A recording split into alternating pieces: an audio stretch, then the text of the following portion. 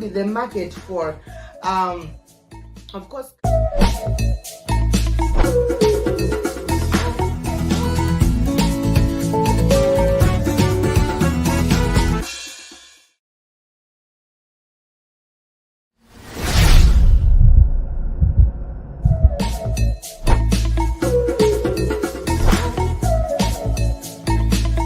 So now this had killed the market for, of course.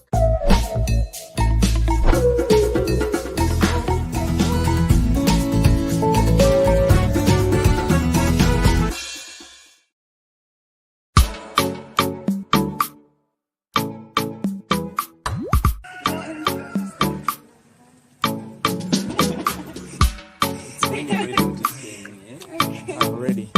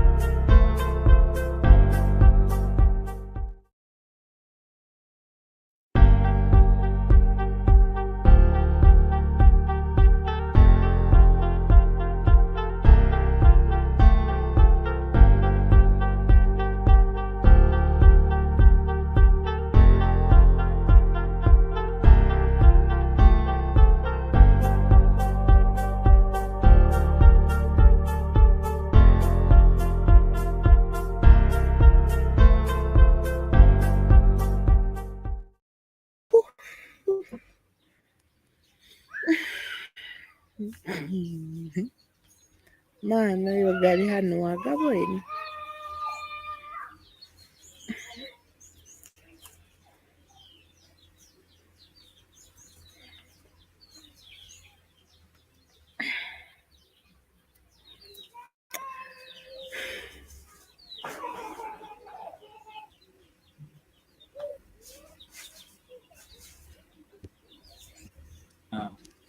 Good evening, ladies and gentlemen, watching us here on Blackout Fire Network. My name is INNOSSETU, and today is a Wednesday. Yeah, today is Wednesday. Let me hope you're doing good outside there. We're doing your own stuffs. Let me hope it has been so fine this evening here. Just a few minutes of 5, just like 12 minutes of 5 here in Uganda.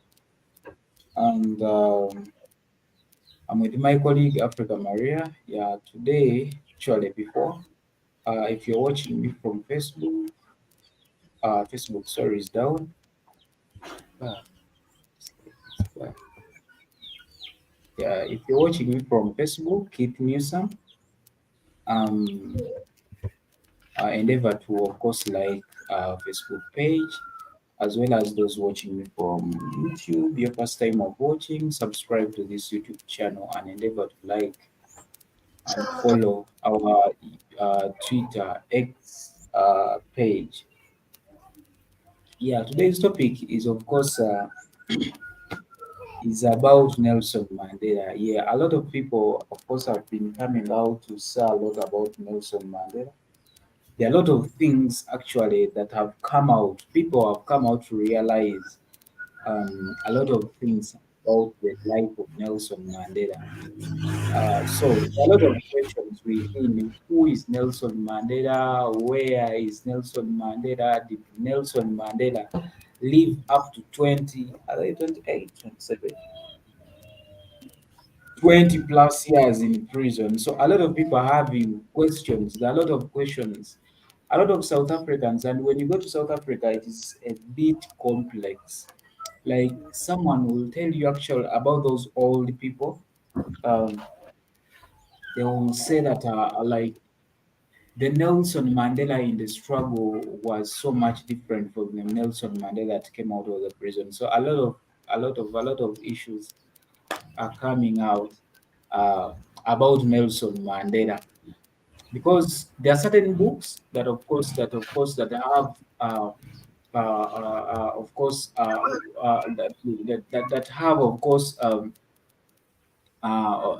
like they don't have like a full conclusion about Nelson Mandela's life and stay. A lot of people say he was cloned. A lot of people say it's Hmm? like his brain was manipulated Muslim through Hogwarts. events. But of course, we are going to, of course, to say, of course, according to what we understand, we are going to connect the dots and see whether Nelson Mandela died in the 1980s, as some people say he died in 1985 or in 2000. Was it 2000 2001? Or he died in these 2000 plus years.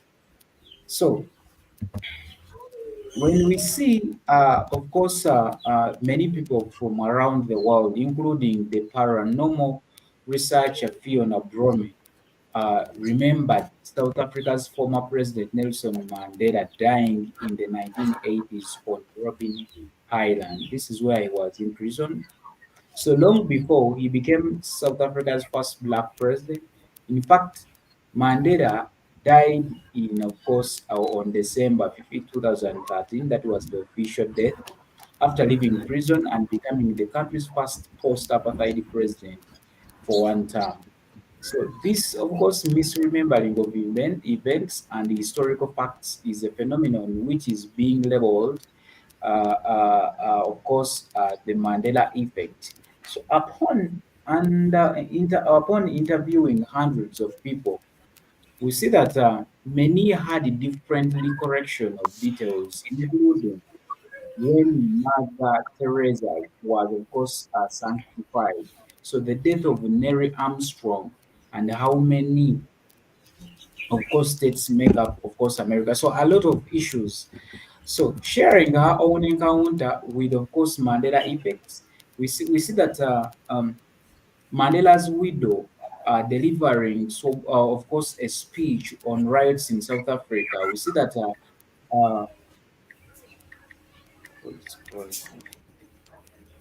We see that Mandela's death in the mid 80s, 1980s, is his, of course, geographic class. While in, of course, in high school in the mid 80s, I remember we discussed about Mandela's death. Sorry for that. Sorry for that. But when there is a video, actually, there is a video that was made. I wanted to share with you, but before actually I share that video, I'll let, of course, Maria say something before we go any further, as we reveal the truth about Mandela's death.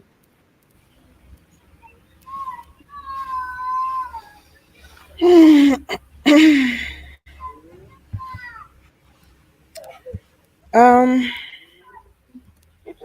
the issue of Nelson Mandela has a lot of controversies. Apparently, a lot of people have a lot to say about this,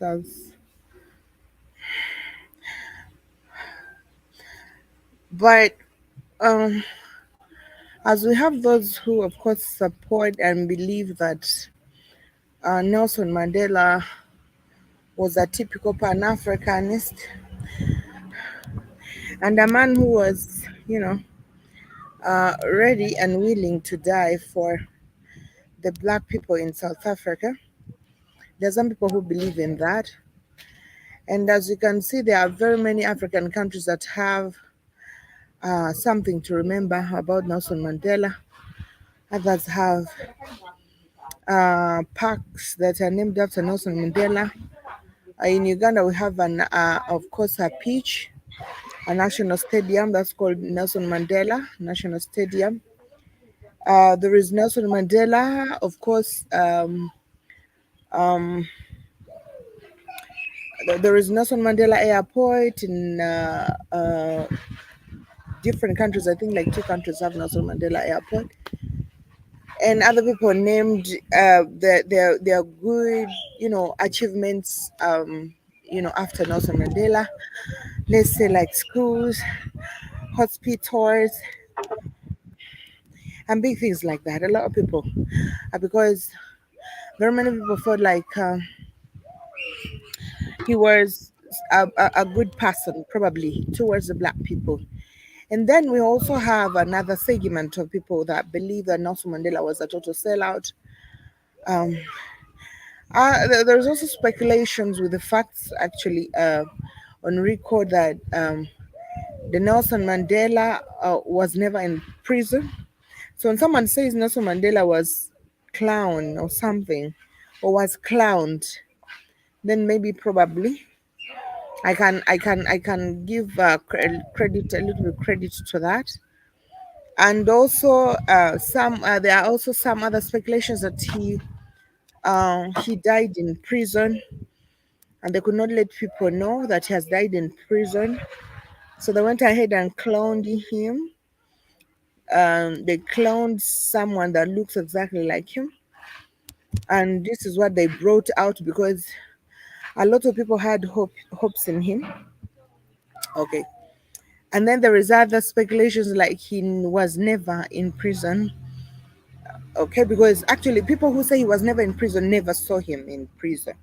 So apparently, maybe, so the speculation of him dying in prison and the people who are there not realizing that he's dead, and him being clowned, and someone else who looks like him coming back to be Nelson Mandela, there is a huge possibility towards that.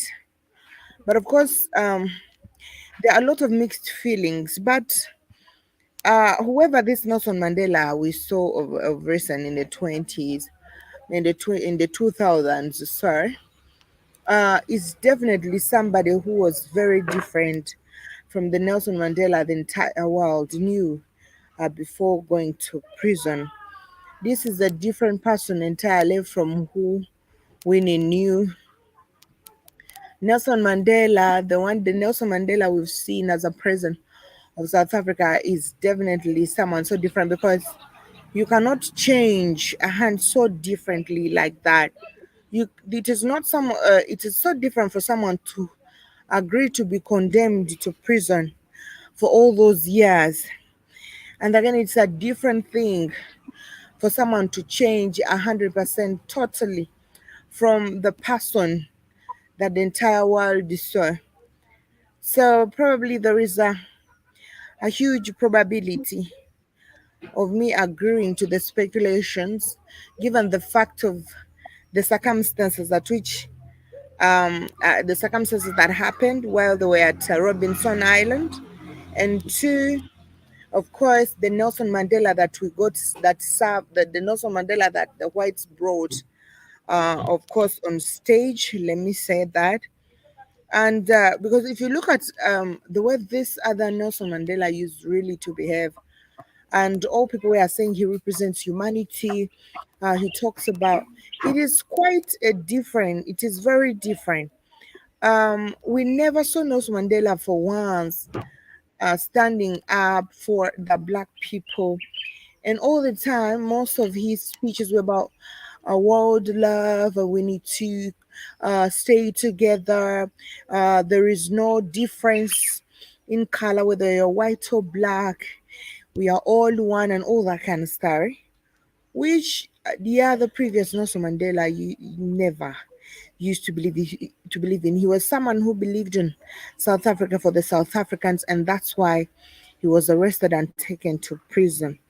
Unless they are trying to say probably this one had a different mind of his own, someone who was willing to give up everything just to make sure that he becomes a puppet, is definitely not the Nelson Mandela that the world, of course, saw in the years back. All right. So I'll let you know so to say something. So allow me, guys, share this video to you about actually how different people, of course, are viewing this. We are going to continue from this video. Uh, Conspiracy theory that Nelson Mandela died in 1985 at the age of 67 has been circulating in South Africa for years. Rumors claim that Mandela, after his release, never spoke Xhosa, leading to the sudden discovery of videos showing him speaking the language. mhm, uh-huh. Spoke Xhosa, leading to the sudden discovery of videos showing him speaking the language.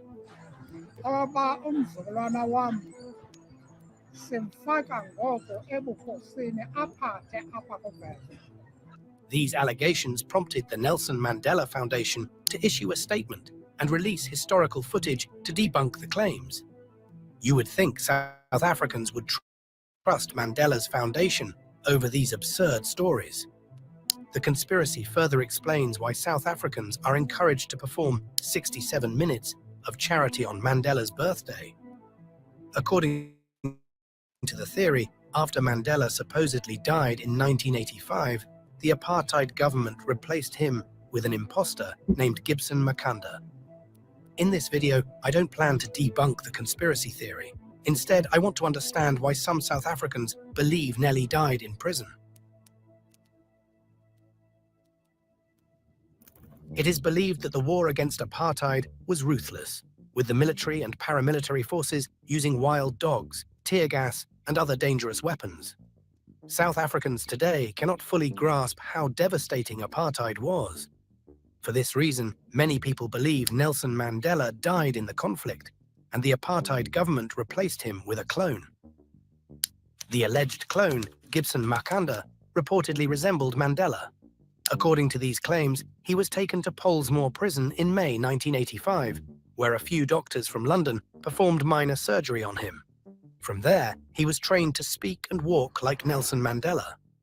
Some conspiracy theorists suggest that this deception contributed to Nelson and Winnie Mandela's divorce, as she could not recognize the man he had become. Gibson's biography is shrouded in mystery. While his place of birth is said to be South Africa, some allege he might be of Zimbabwean descent. Rumors place his birth in the early 1900s, making him 18 years older than Nelson Mandela.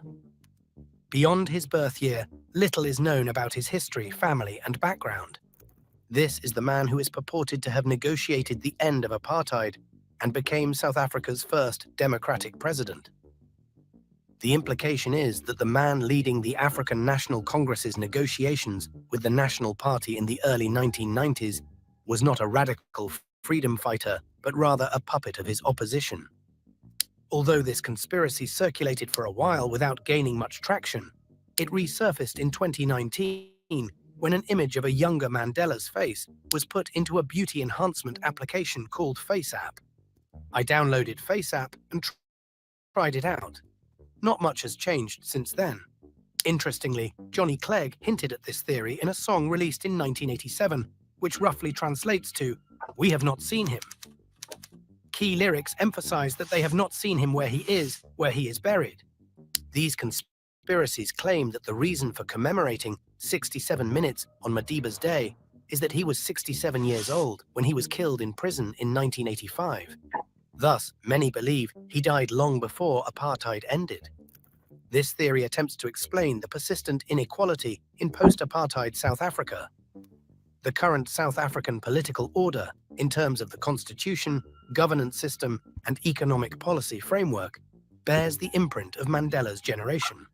In essence, these conspiracy theories suggest that the real Mandela did not ultimately liberate South Africa.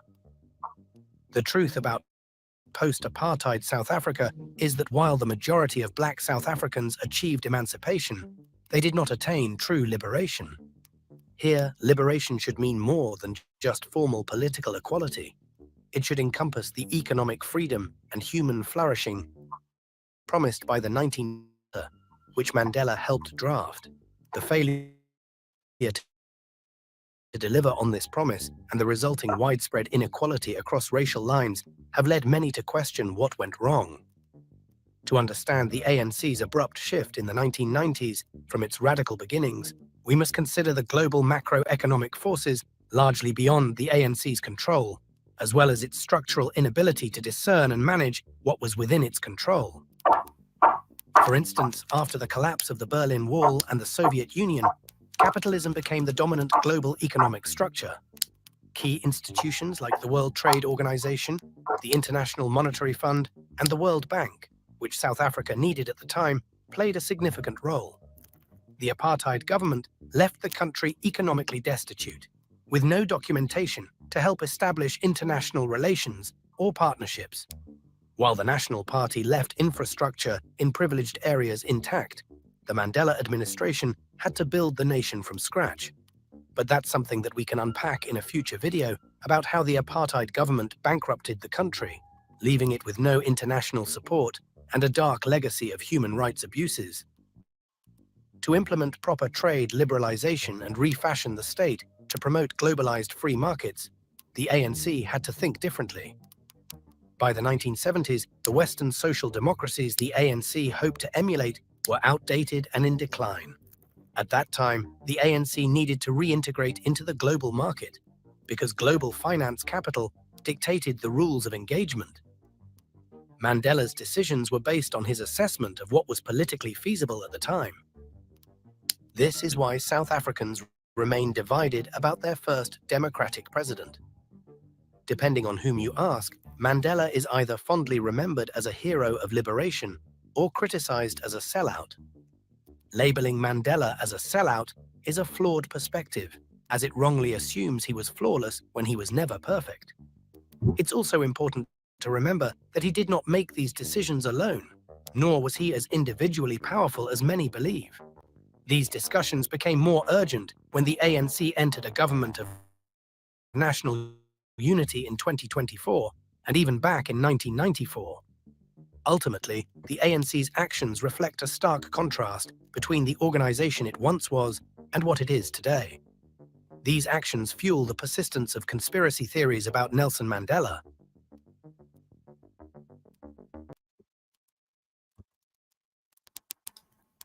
So, uh, so apparently, when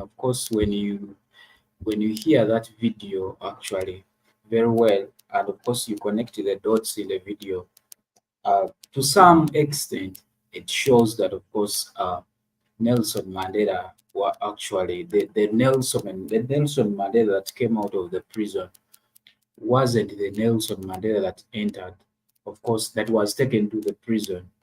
When we look at back, actually, when you look at the people that were, of course, were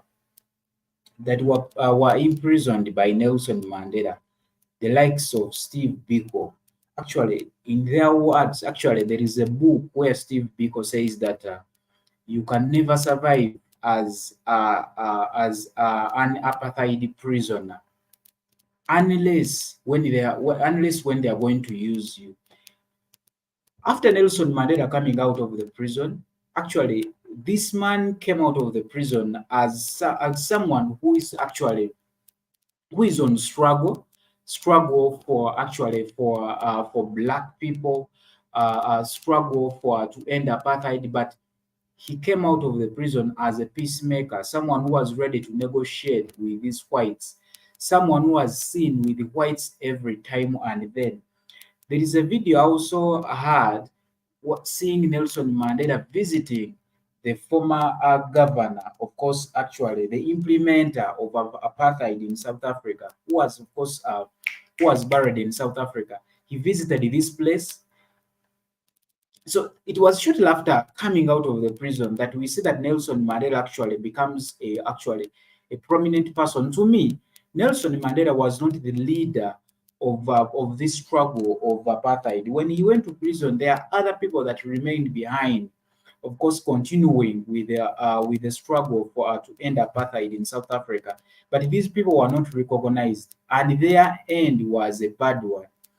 When you look at people like Masamora, Masamora is the only actually is the guy who lasted for a long time in prison, and when he came out of prison, he was assassinated with friends.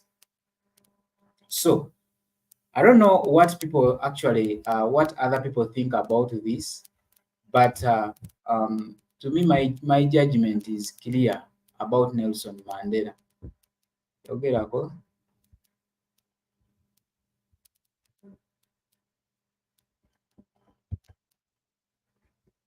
Yogerako.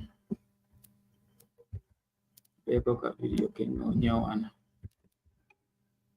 I'll look for something here. Video notable blocking and test out disclaimer. Nyampi yakugamba dda. Wagambye. Nedda. Anti yatugaa tuteekengako kati nze mba ntya ng'opulayinga ebintu ebyo. Bw'oba omaze obbirawo mbu tebirina buzibu.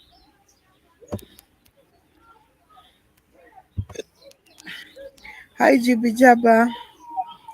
Nze nno sirina mukka bulungi gw'olaba. Hi GB Jaba. Thank you for joining our live. How are you doing? We hope you are doing good. Yeah. We I don't know, because I'm glad you brought this up. When I see the black and white photos of him, he doesn't resemble the man released from prison. That's a comment from GB Jabba. I'm fine, and you? We're good. I'm fine. There have been a lot of questions surrounding the existence of this current Nelson Mandela, GB Jabba. Because it is just not. It is some. If you had seen the struggles of Nelson Mandela before he went to prison, it is just so impossible for us again to see someone. The face is fatter and is blacker.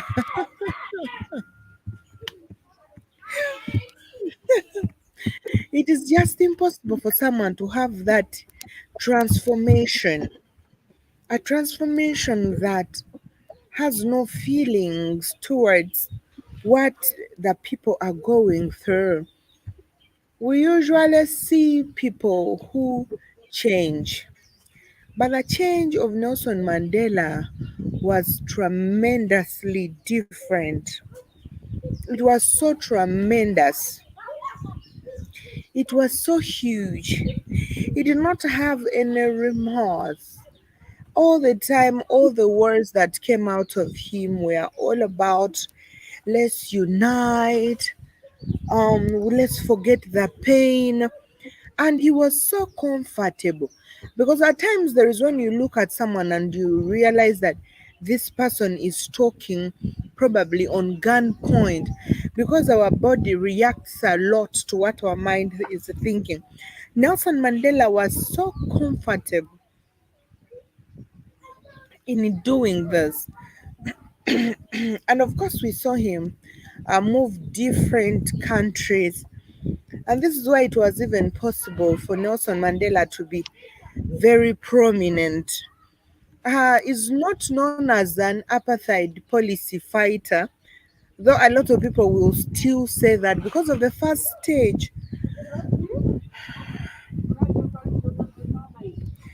Because of the first stage of his existence.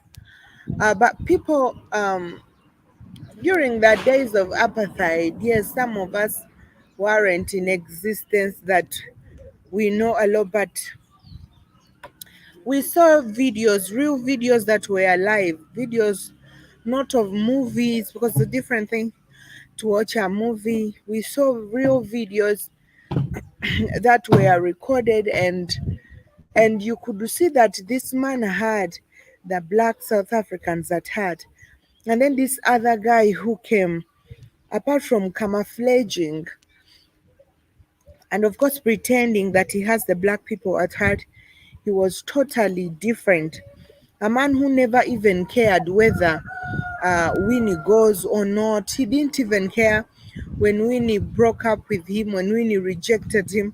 He did not care about this, really. He moved on with his life. He did not have that strong, huge family connection, like he had nothing to lose. Um, and of course, he went ahead and married the second wife or another woman, which I guess probably knew the secret. They were in a relationship. This person really changed a lot. And this is why we've been having speculations like this Nelson Mandela who was current is not the same man.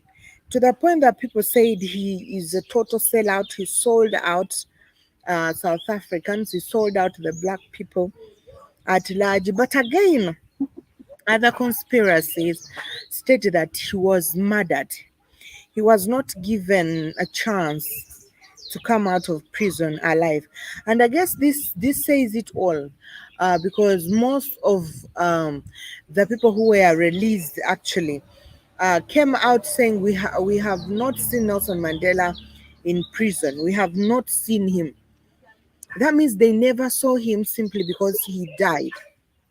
Okay, and it was so they could not break this news to the world that Nelson Mandela was killed, so they decided probably to clown him with this other Nelson Mandela that most of us have been saying. And of course he was trained to behave like Nelson Mandela, and in a lot. But this is this is something that has been going on for a very long time. Though some other people agree that people do change. Nelson Mandela changed because the prison changed him. Okay, I don't know how you can change after being tortured to that level, because Robinson Island was one of the worst prisons. But I don't know how someone can come from such a place. Jib Jabba says, "Oh, a body double."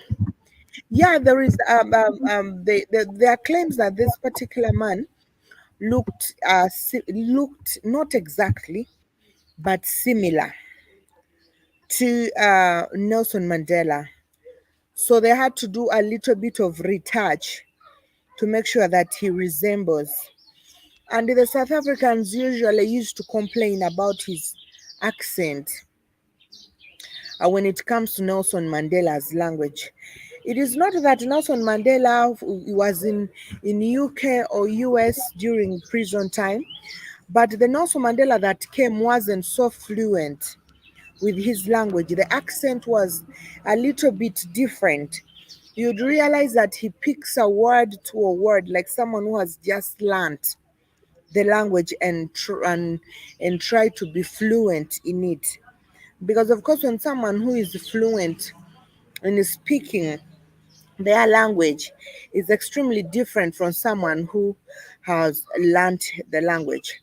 So a lot of people started complaining about why was this new Nelson Mandela not so fluent with his language. And then the guy started speaking the language. You could see that he could play to, he could dance to the tune of the public. If the public questions something, he tries to act in response to like try probably and answer their queries.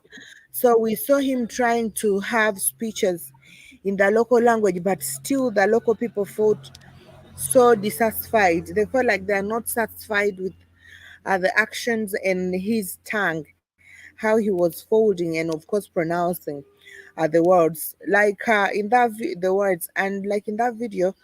Of course, we've seen that there are speculations that this guy wasn't even a South African, and the guy they seem to speculate that was the cloned or a double of Nelson Mandela, who had a bit of a retouch to look just exactly like Nelson Mandela, was, of course, a little bit older than Nelson Mandela, Blink. A little bit Let's keep Teba. older than Nelson Mandela. So, Teba Frozen Network. so you got so I guess at times there is no smoke without fire. People have their queries. People know their people. Okay, so you cannot just go ahead. People are always so keen. Valid observations, Maria. Yeah, so people are always keen. So it's not like you can wake up one time and then you bring someone who looks just like Innocent, and I'll tell you that is Innocent. Yet I've known Innocent. I know how he works. I know him really. So I guess this is one of the reason why Nelson Winnie rejected this so-called Nelson Mandela, because she felt like this wasn't the husband. This was a total different person entirely. All right. And like most of the people who were in prison, most of them were killed either 2 weeks after being released. All right, 3 days after being released. Most of them were murdered. Some of them died in prison and so on. And still, it is just so inevitable for Nelson Mandela to have survived. It is just so inevitable.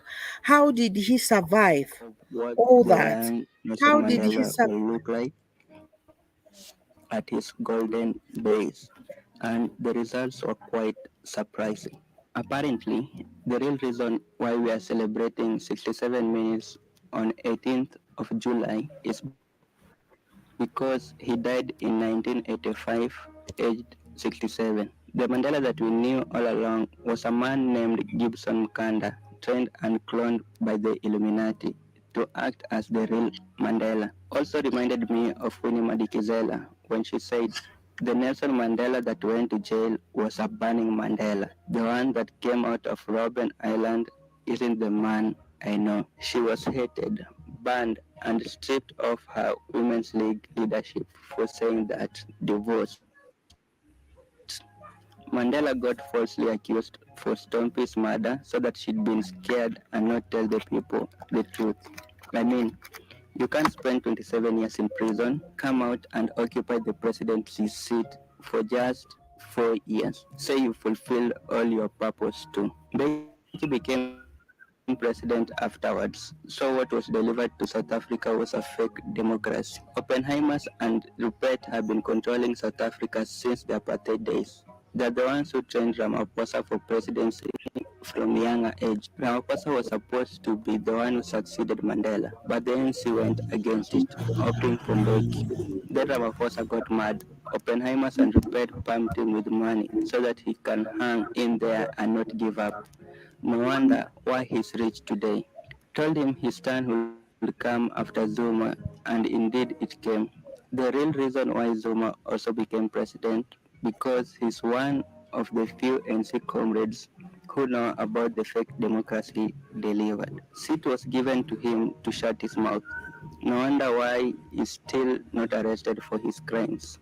Man has power over them. People who know the truth say the clone Mandela wasn't supposed to be the nation's president, or Tambo was supposed to be, since he held the ANC from the 60s, Nelson Mandela's time when he was in incarceration. But he died from a stroke. Truth is, he was killed. Chris Hani had the favor to become the president after Tambo's death, but died the same year.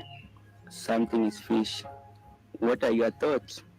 Now, the question is, has anyone ever heard the Mandela, the one people knew, speak Xhosa, apart from the word Amandla? So that's it for this video. Do you still think that Nelson Mandela wasn't really the person they released from prison?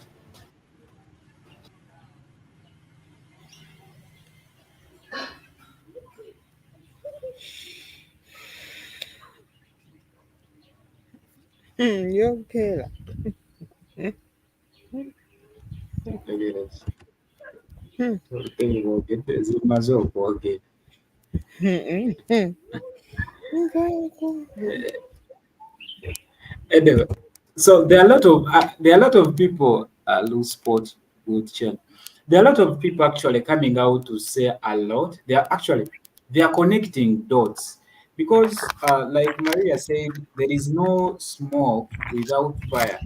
If at all the people in South Africa, even up to now, still insist that Nelson Mandela actually our biggest population, the biggest percentage of people in South Africa, if at all they come out today and say Nelson Mandela died in the early 1980s, now there is no smoke without fire. And when you look at actually, I think it is not the video. There is a way actually they compare the two photos of Mandela who was in prison, and good enough.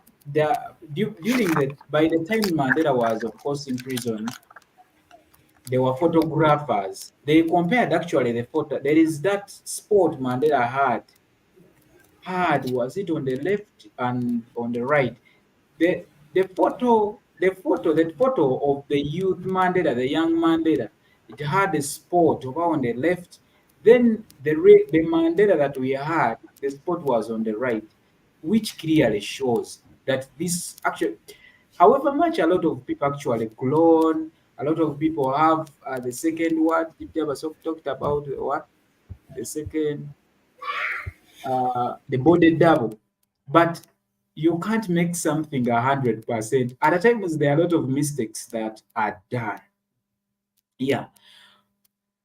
Uh, the recent boy who was, of course, the recent video that I've just shared, the guy said that when you look at all those people that were on Mandela's front line, that were Mandela's friends, knew about these plans, these Bazungu plans, and all these people have become successful in South Africa. He talked about Jacob Zuma and Ramaphosa. All these people were close to Nelson Mandela. They were very close, leaving alone Masamora and his friends that were killed actually immediately after being released from from from the prison. They were assassinated and killed. Wanogo Uyemuyite. Hi, Keith. Yeah, got it. What's going on, my South African brethren? Are you still in Mexico? I was never in Mexico. I was on the Mexican border. I was in Texas. Yeah, I'm still in Texas. I'm not as close to the Mexican border anymore. I'm away from the Mexican Mm. border, but yeah, I'm still. I guess I would be considered close to Mexico because I'm 3 hours away from Mexico now. But at that time, I was right on the Mexican border, right Mm. next to it. Okay. How are you? I'm good. How are you guys doing? We are Doing good. fine. Yeah, I might have taught Central too much late yesterday how the world really works. I didn't want them running through Kampala butt naked screaming. I've been lied to. I've been lied to.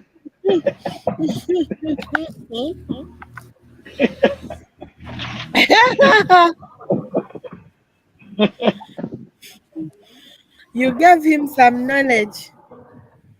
Yeah, yeah. We wanted to make sure, yeah, I gave him some knowledge, know how the real world works. Not Yes. a nonsense. Not from Ugandan history. Not from the Ugandan history books. Teach you nonsense. I was teaching them real history. Mm-hmm. So today we are talking about the Nelson Mandela being, of course, having a double who was a little bit retouched to look like the Nelson Mandela. And there are still some speculations that the real Nelson Mandela died Died. in Died. prison. In prison. And I believe it might have been because this that bootlicker that they brought out of prison was a bootlicking coon who didn't do nothing for Mm. black people at all.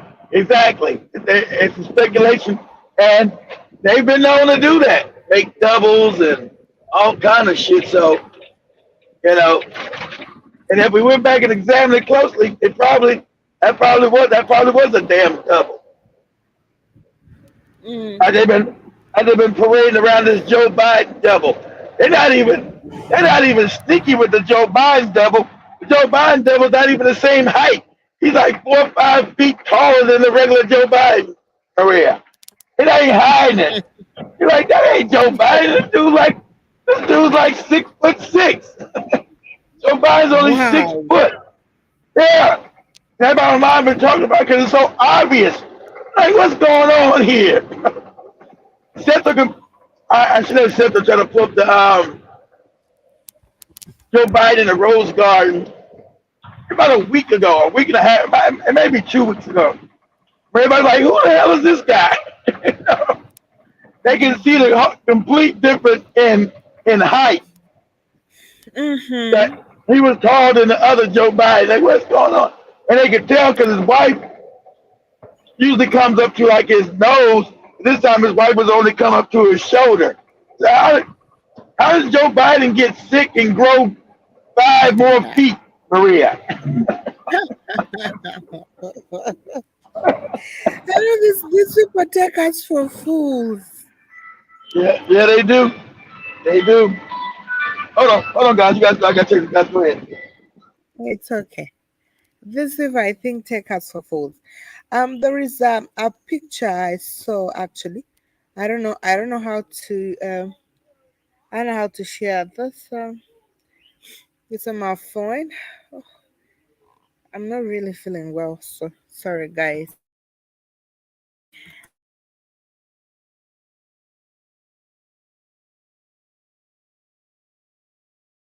Kusindike mu LinkedIn.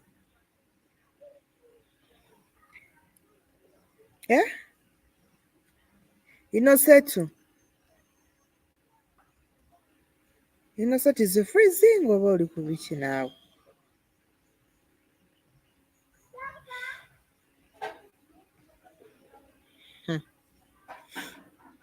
Mm-hmm.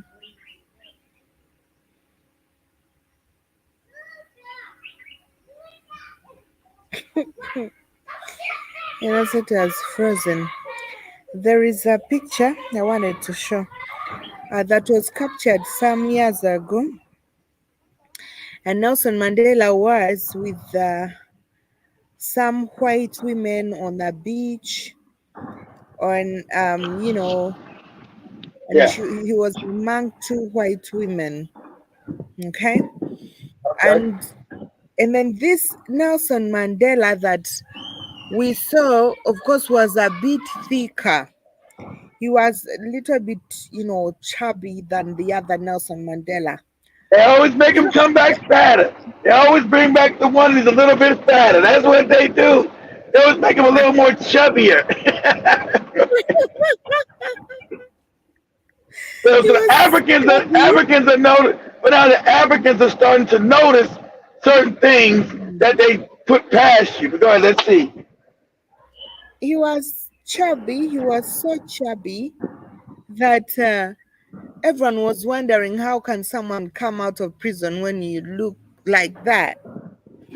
Was so chubby. He got some huge cheeks, just like Jimmy Jabba says that his face was fat. Now, He had a now, fatter now, face. now, now, matter of fact, the face was right. I remember you put a comparison on the face side by side and then juxtapose them on top of each other. You always tell that it don't match. You know it's not the same person. Mm, sure. And then the accent of his local language. I His changed. accent was not as fluent as the indigenous people. See? He Yeah. was. You don't lose your language, Maria. Mhm. So a lot of people were like, no, the guy was traumatized or that. But people were questioning, like, why? Because the other Nelson Mandela even never loved to speak English. and his English wasn't so fluent like the Nelson Mandela that came Like the out of new one. prison. That's right. Yeah, That's right. the It just other well, the other he learned English in prison, Maria. That's a lie. so he was speaking the Nelson Mandela that they knew that was fighting for the independence of the black people in South Africa was a Nelson Mandela who would speak like two sentences and the rest of the words would be in the local language, Language. the local South African language. But this Mandela that came hardly even spoke the language until people started questioning, like, why doesn't he even say a sentence in the language? It is unlikely.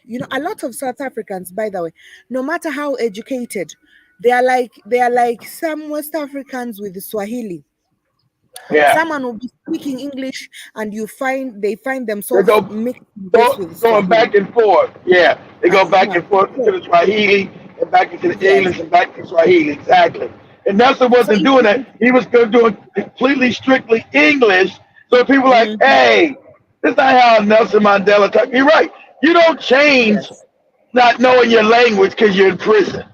I'm sorry. hmm hmm And then if you most of the South Africans, you realize that they have got a certain accent when they are speaking English. And Yes. even first of all, these previous guys did not attend that huge kind of English classes and stuff Yes, to it's be true. so fluent like that, like the way Nelson Mandela was. He And sure was. He sure was. He came out of prison. He could be an English teacher. He came out of prison, Maria.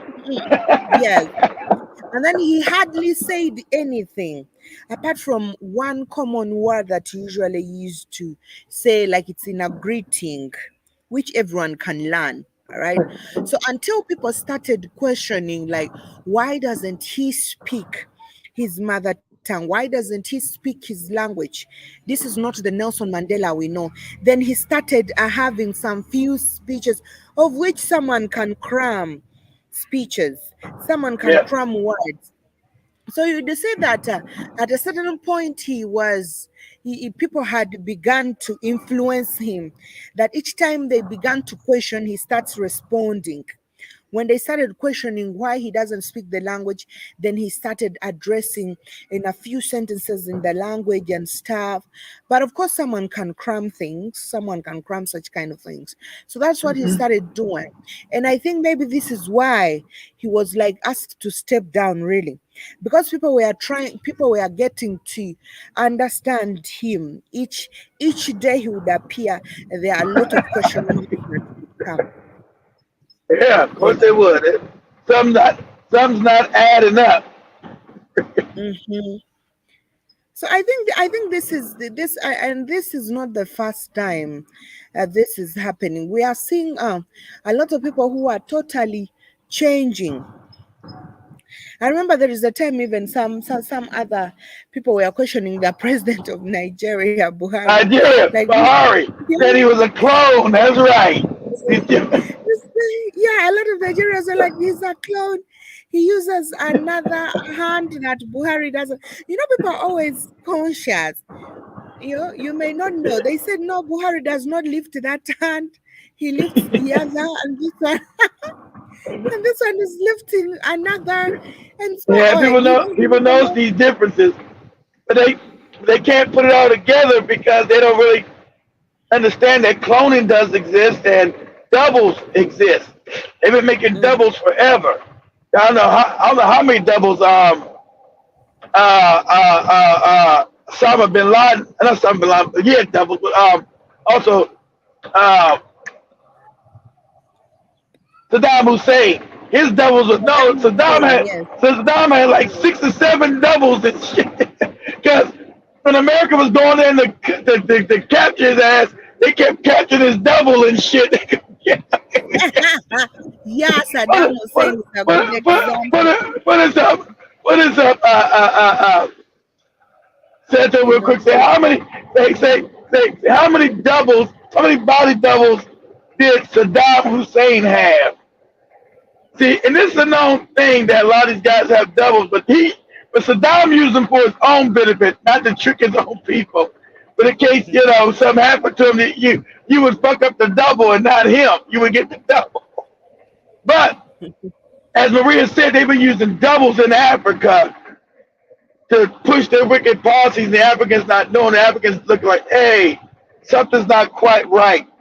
And I'm sure because that Nelson Mandela, the old Nelson Mandela, looks nothing like the young Nelson Mandela at all to me. Looks like a completely, I said that. This ain't a double. Looks like a completely different person.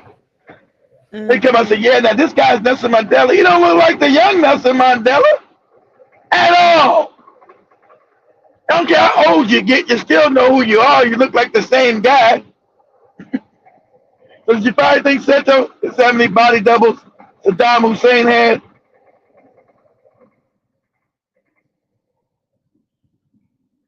Oh, probably lost Seto again. He might be frozen.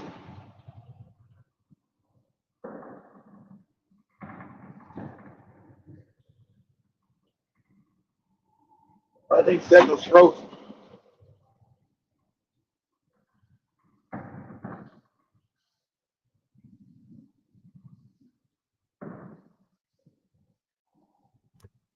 Unfortunately, Google doesn't Are you back? give me the number of doubles Saddam Hussein had.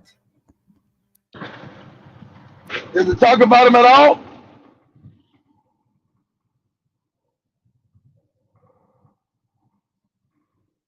Does it mention him at all, Seto?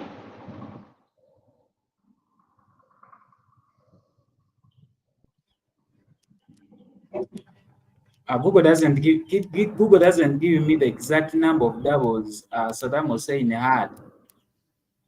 Yeah, but does it mention him? Does it say he had any? Does it mention him at all? Does it say anything about the doubles? Does it say he has 1, 2, 3, maybe 4?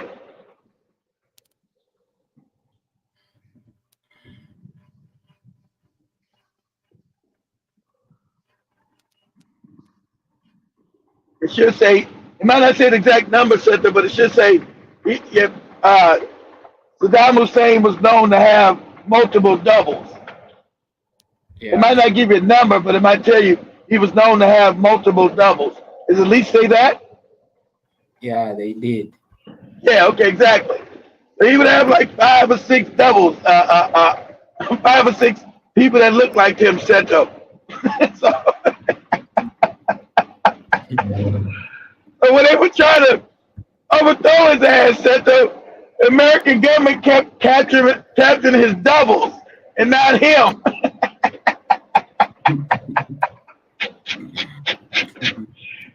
He had so many doubles that they kept, we got him, he got Saddam. They found out later that was one of his doubles and shit.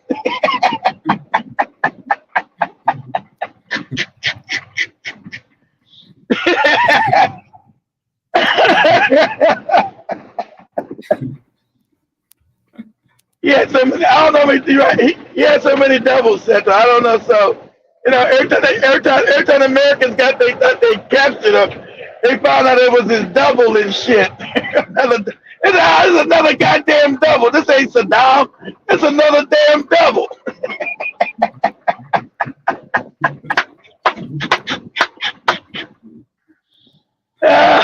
Shit. I think what is the difference between a body double and a cloned person? A clone is different. A double is another human being that might look like you, or they can make look like you. Maybe through plastic surgery. A clone is an individual that's grown in a lab.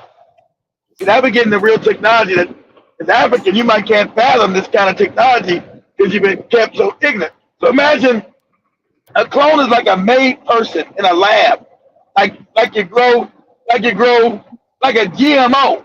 A clone is a GMO of a human being, like you make fake fruit. That's a fake person. It's a GMO Seto. And I know you're like, damn, that's real. Yes, Seto, that's real. But most Africans, you're too far behind technology, technically, to even fathom that as being real. Yeah, it's like a person grown in a lab, Seto. A GMO, a clone is a GMO, a fake person, a non-human being. So they promise it. They really learned to clone in the 40s, but they lie. They keep the technology hidden. So they admitted back in the 80s or 90s. Say put this into Google. Seto, say the clone sheep dolly. The clone sheep dolly, Dolly. That's when they cloned the sheep and admitted it, right? They made a fake sheep and they named it They Dolly. don't do what? They said that say the clone sheep, SHEEP, named Dolly, Dolly. So they cloned the whole sheep. They made a fake sheep in the lab. They said, "Oh, we're gonna stop here." No, they didn't stop. They just took it, hidden it, started making humans out, making clone humans. They just don't want you to exist. You know the technology exists because you'll see it. They're the clone sheep Dolly. They said, "Oh, we're gonna stop. We cloned the sheep. We're not gonna do it no more." Nah, this wicked cracker is not gonna stop. You know how to clone humans. So you'll see it. Tell me when you see it. Clone sheep named Dolly. Mm, mm. So read what it says.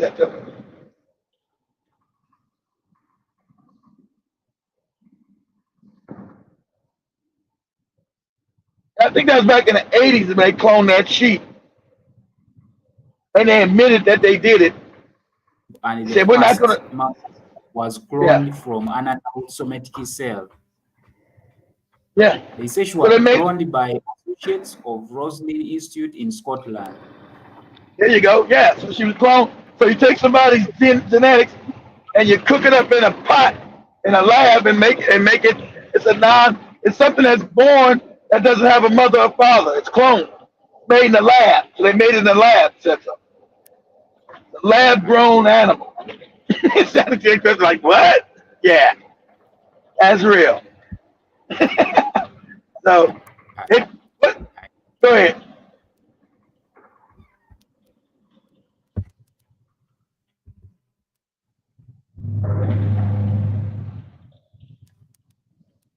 Yep, that's it. That's the clone sheep they made in the lab, Seto. Real sheep, they created, don't have a mother, don't have a father. They created it in a lab, like it's just a GMO sheep. Look at Seto's face, like, what? That was 40, that was 50 years ago. Share that with Maria. I don't know if Maria's seen that. That was like 50 years ago, Seto, the clone sheep. Share that image with Maria. Share it again. That's right. That's real. And they promised they weren't going to do it. So that was a sheep right there. That's a GMO sheep made in a lab. They don't have a mother. They don't have a father. They said they were going to stop, but no, they didn't. Now they clone human beings. They all kind of fake people and shit.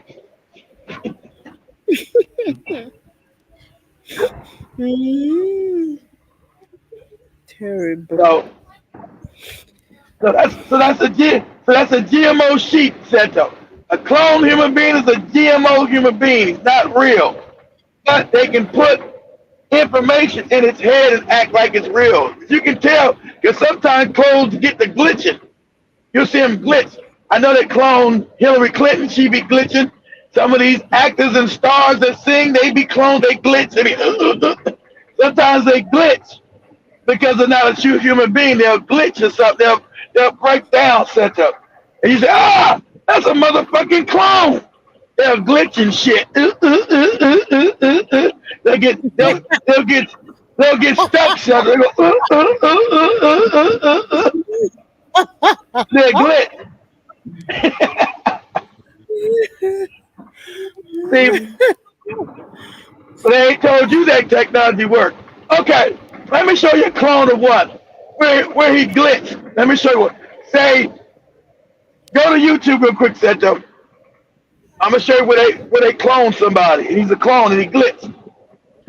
Say Al Roker. Go to YouTube. Say Al Roker glitches on camera. glitch. How Say you it spell again. glitch? They said Al Roker, A-L, then Roker's R-O-C-K-E-R, Roker. Al Roker glitches. I can show a bunch of them that glitch that are clones that glitch.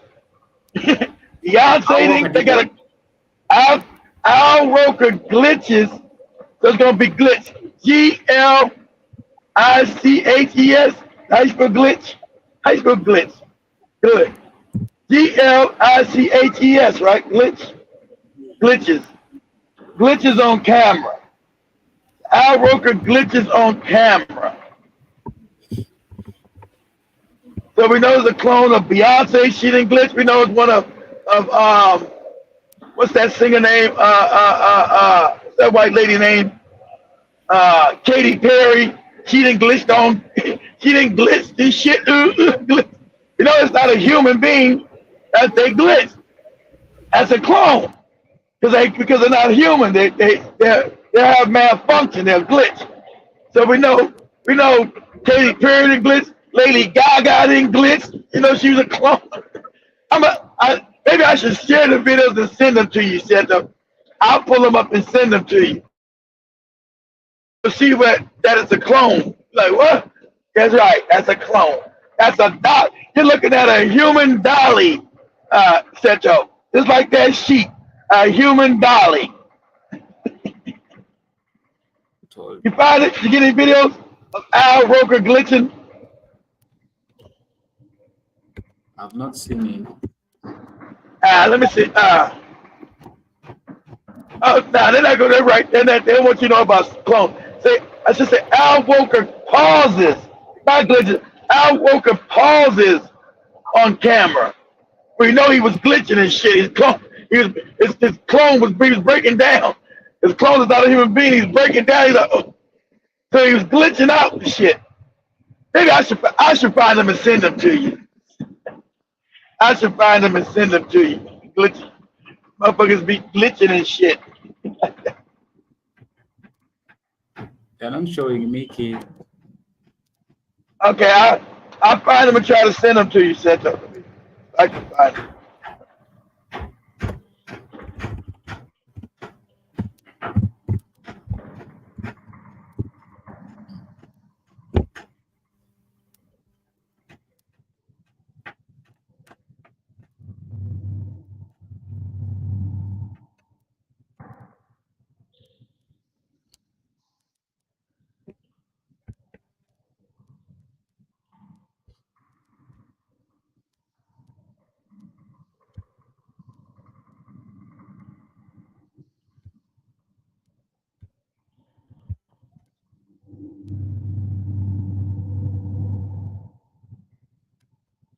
You guys continue to talk. I gotta find them, guys. You guys continue to talk. It's gonna take me a while to find them.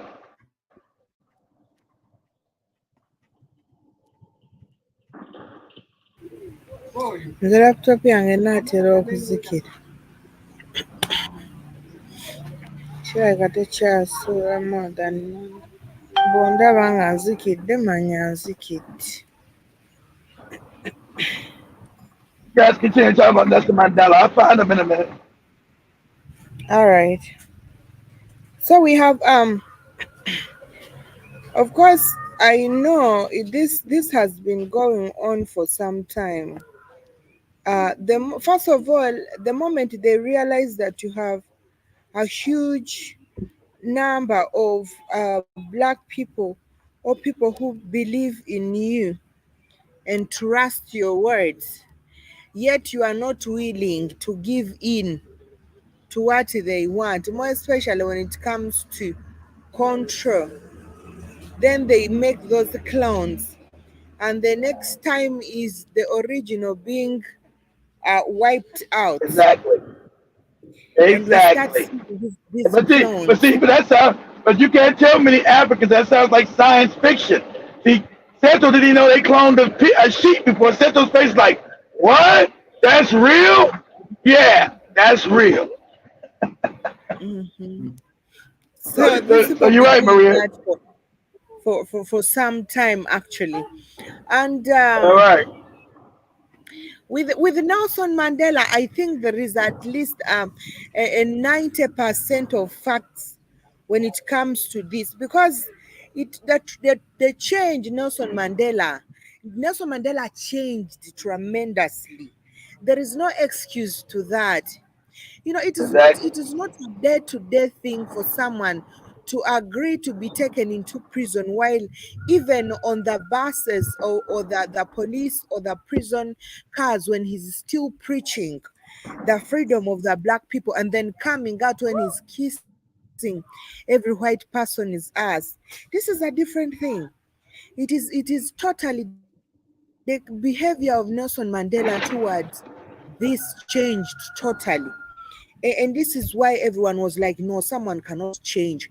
When Winnie left Nelson, he wasn't even broken. Like, they had no bond whatsoever. It was like so I mean, it is not an easy thing. But of course, this is something, and I'm glad that a lot of people are waking up to realize, because we are about to see a lot of clones seated in Africa's political seats. Better believe it.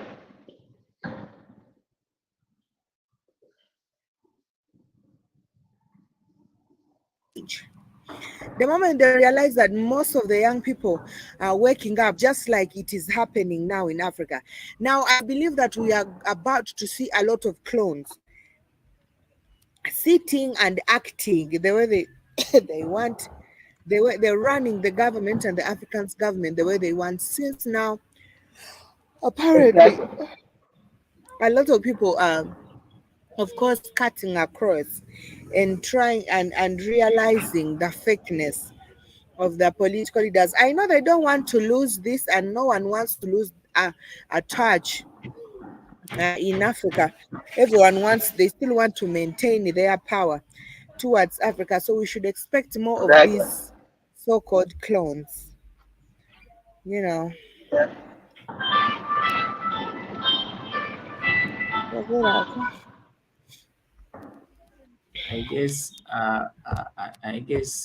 The video keep was talking about is You found right one? here.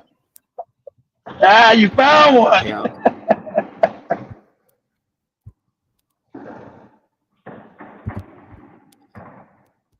I guess it is here.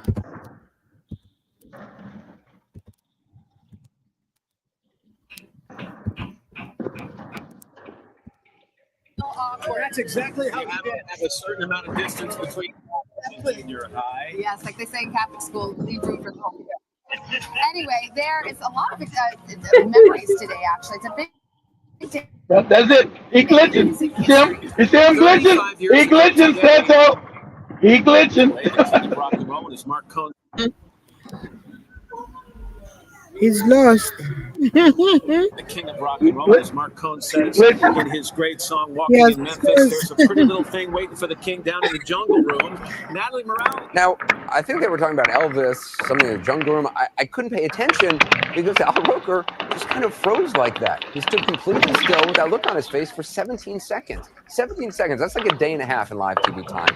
And I need to know what that was about. It's not as if he didn't know he was on camera. He wasn't caught like a deer in the headlights like our favorite college TV newsroom employee who taught us all that the stop, drop, and roll technique is not just for fires anymore. Students can register for the lottery starting tomorrow, and registration is open until Friday. The UAA will notify the winners of the lottery by Monday, December 15th, and vouchers can then be picked up from Tuesday through Thursday. Now, students with more than 90 credit hours have the best chance of getting tickets, but everyone is welcome to sign up. Live from the newsroom, Carol.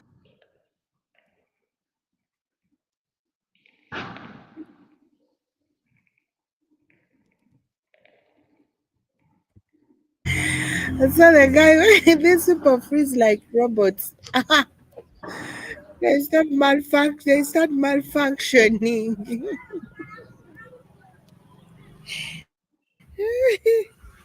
It's crazy. It's crazy. Yeah. So a lot of people actually looked at Nelson Mandela's release from prison as useless because when you look at, of course, at Nelson Mandela before prison, this was a person that was determined about black people. This was actually a person who went through the apartheid brutality in South Africa. So there is someone who commented down in a certain video I was watching, was like that you can never see any African leader who has met struggles. Like for example, you look at President Museveni, he met struggles in the bush, and he leads for a country for one term and goes. It is actually not it is not commonly seen in Africa to say president, of course, struggling, having all those struggles to come for one term and goes. Coming for one term is not bad, but it is not usual for someone who has struggled. So should we think all whatever he struggled for had to end shortly after, of course, from 1994 to 1999, when, of course, South Africa got another president, and he said, "I'm not coming back." Secondly, Nelson Mandela and friends, those people, actually, the Nelson Mandela that we see on social media that the UNESCO writes about, this is a guy that him and his friends preached about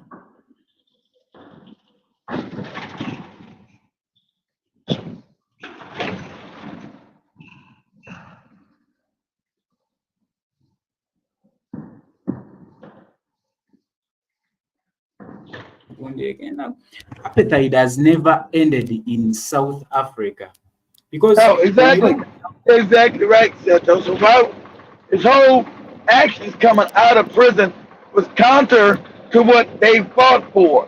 He never ended in the apartheid. He let all the white people keep everything that they had. So no, there was no gains coming out of prison. Black people are worse off now than they were then.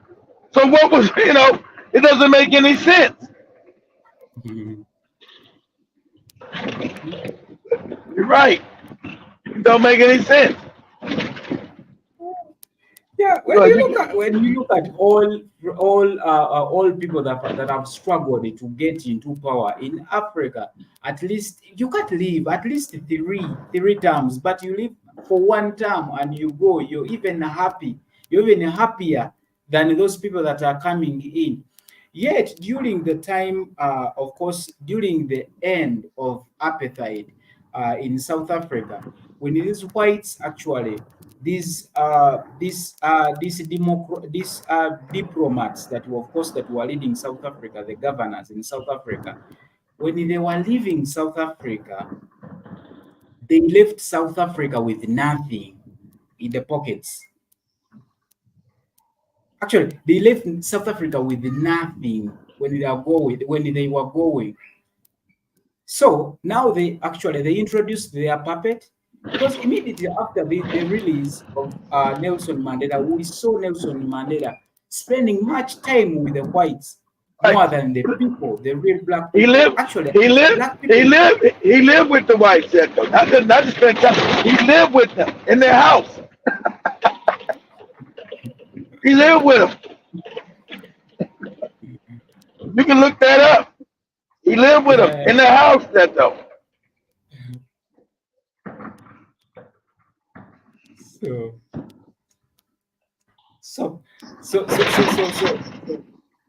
So this wasn't making any sense.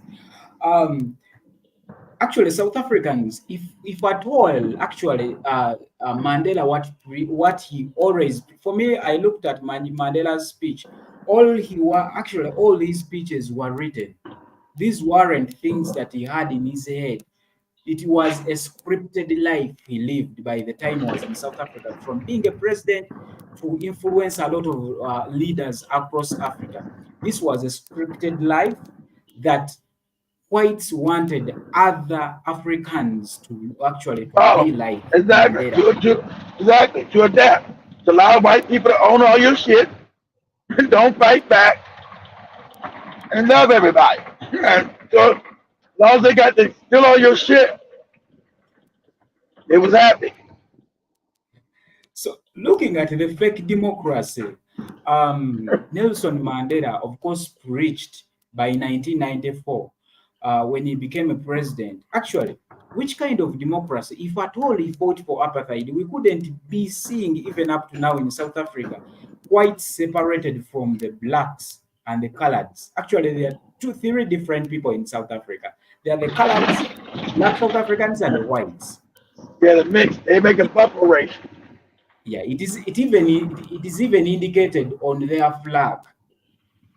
Damn. Yeah, they are represented. They are represented on the flag. So we couldn't be seeing actually people fighting for land even up to now, because the ghetto, actually the slums people lived in during apartheid, there are some slums black people are living in even up today. And still today, the majority still live in the slum. Now, when you look at, they call them townships. They call them townships. Yeah. So when you look at all these leaders of ANC that we have seen in the previous regimes in South Africa, leaders of ANC, these were people that had a lot of connection with Mandela. So it is not a surprise that these people that we have seen, the Ramaphosa, the Giacomo Zuma, all these people knew about Nelson Mandela's fake democracy in South Africa, because they have been presidents and nothing has changed. They're part of it. Ever since. From Nelson Mandela to all those presidents of ANC, because I don't think we have ever seen any opposition party or any other party, of course, leading presidents in South Africa. It has been ANC throughout. But people are still living. Actually, people are still living the apartheid way before the official ending of apartheid in South Africa. Yep, they live like that today. When you look at inequalities, income inequalities, income disparities in South Africa, they're the same things that used to happen. Yep, nothing's changed. Nothing's changed. Nothing has changed. That's why they don't want no other black people in there. They say you, Seto and Maria, taking their job. You Ugandan bastards, get out of my country.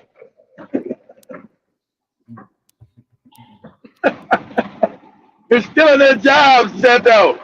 That was the South Africans said. We want no other Africans. They don't say that about the Chinese, the East Indians, only other Africans. You goddamn other niggas, get out of South Africa. You're stealing our jobs. What?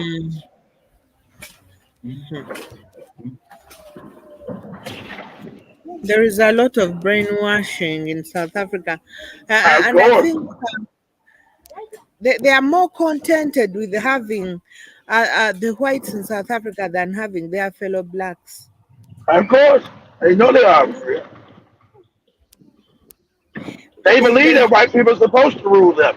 That's the brainwash. They believe in their mind that white people are supposed to rule them, and other black people are fucked up and sorry and bring them pain.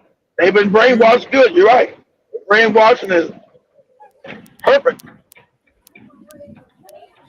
I think most of them really don't understand who is running the entire South Africa, the economy, the reason why they are unemployed.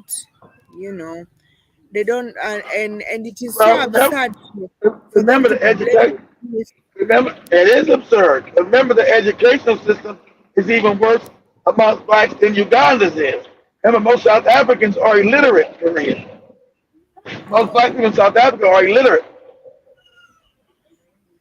So it's easy to keep an ignorant people control. Most South Africans are illiterate. I hate to say it. I don't want to say stupid because that'd be wrong. Or just dumb. They're just ignorant. That's why they get mad at the Zimbabweans when they go down, because the Zimbabweans were real educated. So when they go down there, they say the Zimbabweans are real educated. It causes a problem. See, the South Africans and Zimbabweans, and the South Africans say, if you're so smart, go back to your own goddamn country. Get the hell out of South Africa.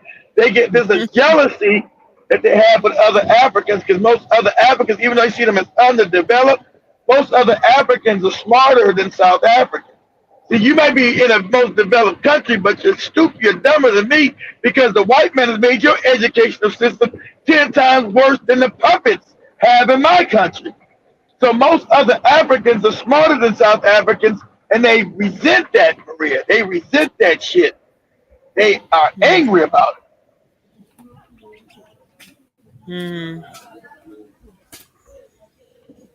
And so along with the brainwashing is too. Good, you got it, Maria. It is, we have, I know first of all, this entire apartheid and the huge difference between the white and the black the whites in South Africa and the black South Africans has caused a lack of access to, or to services like education, proper medical services, where we have seen a lot of South Africans believe in Sangoma. A lot of them don't even believe in like you should fall sick and visit the hospitals and stuff like that. So these people having actually lived in such an environment that has not displayed them to such kind of services, and then they even don't know, I guess, what to do in most scenarios, because if you look at the big population of the South African youth, most of them are on drugs. And this is because of hopeless. That's what happens when you have hopelessness, Maria. You don't know what to do. You have hopelessness. Exactly. You turn to drugs when you have no hope, Maria. They have a sense of hopelessness. Go ahead. So most of these people are on drugs. Drugs start straight up from junior schools. They start straight up with adolescents, young children, involving themselves in drugs. And now you can understand how the future of such a person is going to be like. And the violence being extremely high. Few of the South Africans really think about employing themselves. Right? No, they don't know. Because so they'll get mad at when a Ugandan, Nigerian, Mozambican, a Congolese, Kenyan comes down to South Africa and starts making a job, and they say, "Oh, you're taking my job." No, they created those jobs because, sadly enough, most Africans are more educated in South Africa. They don't understand how to make their own employment. Most of them, Maria. They've been told only white people know how to do shit, and that's the brainwashing. And so it's also a jealousy when they see the Ugandan come down to South Africa and make a job, and the Nigerian come to South Africa and make a job, and the Mozambican come to South Africa and make a job. There's this hatred, overwhelming hatred, and it's not the damn Ugandans' fault. It's not the Ghanaians' fault. It's not the Nigerians' fault. It's your white man's fault. Like you said, your anger's supposed to be pointed at them. I didn't make you stupid. They did. True.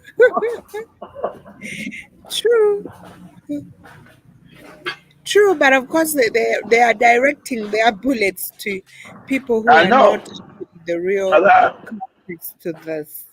Other Africans. They hate all other Africans. It's crazy. And the funny part about them, it was the other Africans that helped them get free. The Africans that they hate on the continent and in the diaspora, Maria. Sure. Help end apartheid. It's crazy. You hate the people that helped you get rid of apartheid. It's crazy. Don't tell me white supremacy don't work and brainwashing ain't real. Crazy. True. I think if South Africa was actually to be more exposed to the truth, I think we would have, it would have a huge impact on a lot of African countries, because before this whole game began, before the Matrix began, we saw a lot of vibrant and people who were willing to fight for South Africa. And we don't have many of such right now. We saw a lot. Actually, South Africa is one of the countries in Africa that produced a lot of people who are willing to bring change, and they are ready to die for the peace and the freedom of their people. But the way this matrix changed, I think it is because they had a lot of white people settling over there, and then the brutality they used to make sure that they humble these people or they calm them down, apparently, and killing almost the majority of the Pan-Africans, or killing almost the majority of the people who had a huge voice, leaving a lot of ignorant outside. Right? And others were so afraid. The ones who remained behind became so afraid, because I remember a scenario. I remember reading a book that each time these people would go out there and raid, only to choose those others whom they believed had the knowledge. All right, those who seemed to be resistant. Whoever would speak against the Mzungu was arrested, and that person was never seen. They're arrested, tortured, and murdered. That's right. Yes, and families now stopped talking about Bazungu. It was like a taboo for you to mention a white person's name in a house or talk about what is going on. Families started being quiet because they were silenced. Before you speak about a Mzungu, you have to look left and right, and you can imagine the South Africans were living in at that time. Now, the knowledge that we have now is the knowledge that is impacted in our minds through growth. Now, if at all we are living in an environment where you're not supposed to talk about the other white person who is crossing, your child shouldn't ask, how did that person come about? You can't respond to that. You are not allowed to talk. Then the generation was changed gradually, because a lot of people are ignorant. That's true. Now, that is what most of the Bazungu did in South Africa. Speaking about a Mzungu, you just mentioning about a white person would get you killed. So families stopped talking. Even a child pointing at a Mzungu. So there is a way. So they started ignoring the truth, and through ignoring this, children were born not understanding what is going on, not understanding who the enemy was, because nobody was willing to lose their lives to say those who tried were killed. The next time you find their corpses on the streets, the next time you find their dead bodies in trenches, some others disappear completely. So they gave them the fear. And after giving fear to South Africans, they controlled everything, starting from their mind, that no one was told the truth. If you don't know the truth, then you cannot have reasons to fight.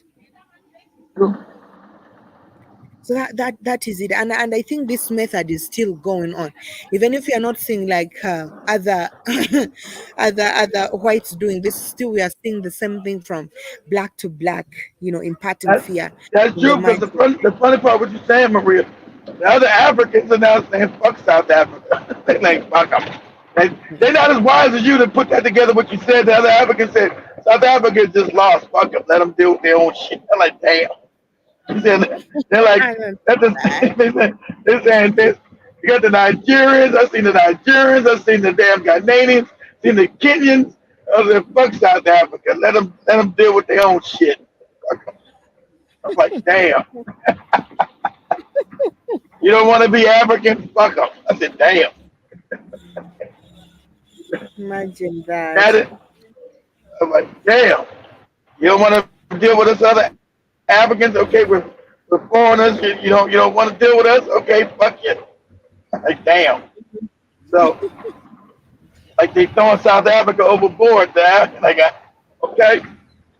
So, they're not wise enough to say the reason what you just said, Maria, to understand the South African mindset has been so traumatized and destroyed.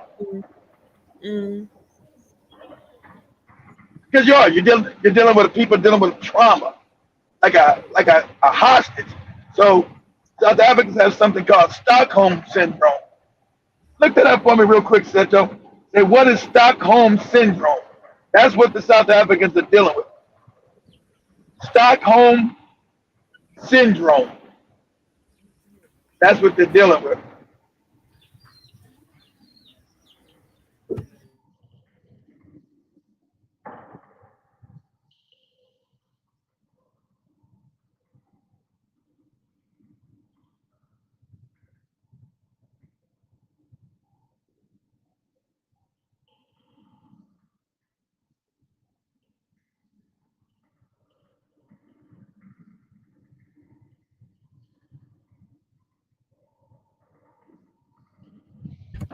If you said Stockholm syndrome, Yes, sir.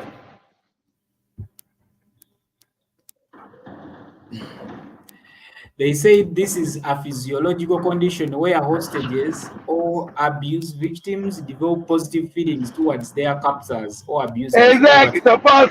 So now you see the South Africans are viewing positive and love to their captors, to their abusers, to white people who've been abusing them, punching them in the face, fucking them up, beating them, torturing them, killing them. Now you see they have love for them. That term is called Stockholm syndrome. Seto.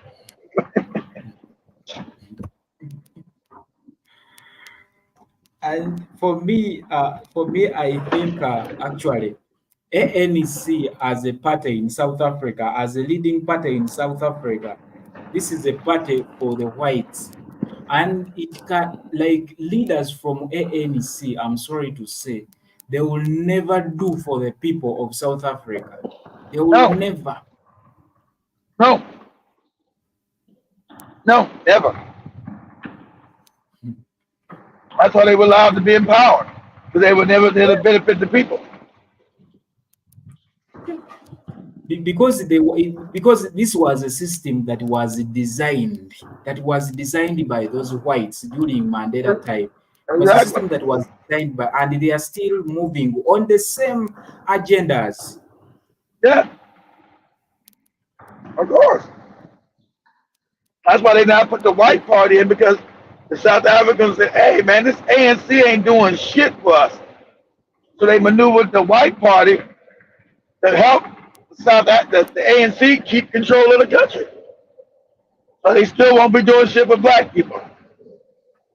So you're right. That's why actually very many of the Bazungus, very many of the whites in South Africa, they vote for ANC because they know it's fake and its principles are based How on about that? preserving the superiority of the All right. whites within South Africa. How about that? Now you understand, Chesto. How about that? That's right. Yes.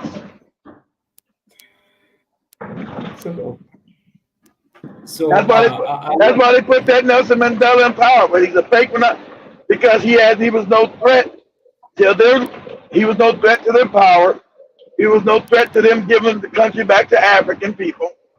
That's why they have songs and love him, because he was no threat to their power. He was no threat to their money. Giving back the land or the economy back to the Africans. You're absolutely right, Jericho.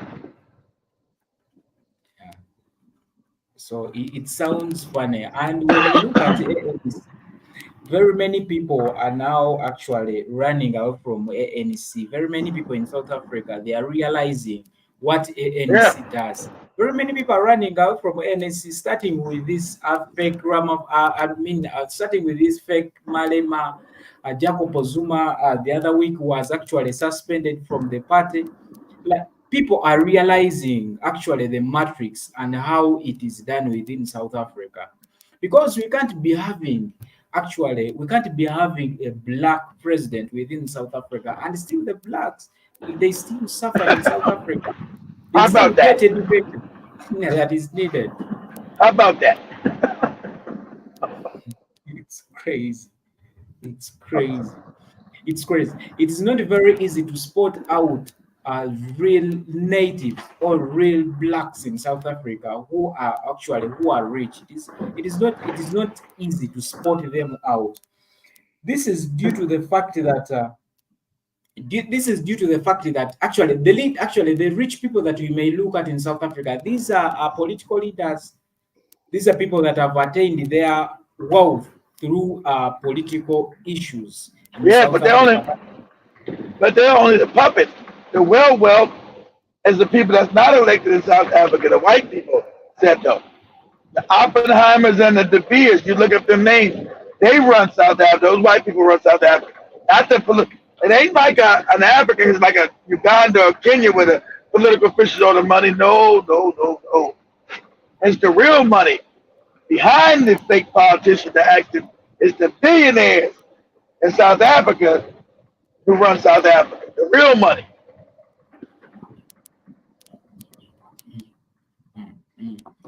And going back actually to Maria's point, looking at South Africans, actually, I'm sorry to say, stupid South Africans fighting their fellow blacks within South Africa just because they're not born from South Africa. They are seeing you, you're doing a business, you're not a South African, they fight you. For me, when I was growing up, a lot of people from Uganda they fight you and burn your business down to the ground. Center. You got Ugandans in South Africa.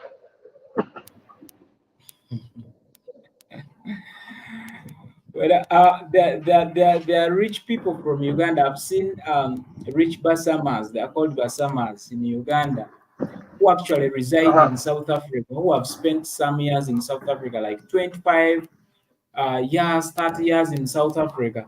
But these are people that have got riches from South Africa, that have gotten rich from South Africa. Why?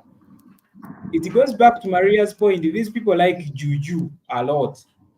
These people were stricken by HIV/AIDS, and many of them they thought that they were weak, that they were that it was juju. Very many people thought when they got HIV in South Africa, a biggest number of people in South Africa got HIV when HIV had just come, and thought it was juju. So very many Ugandan men used that chance to go to South Africa to do juju. They actually fake juju there, and they got from there.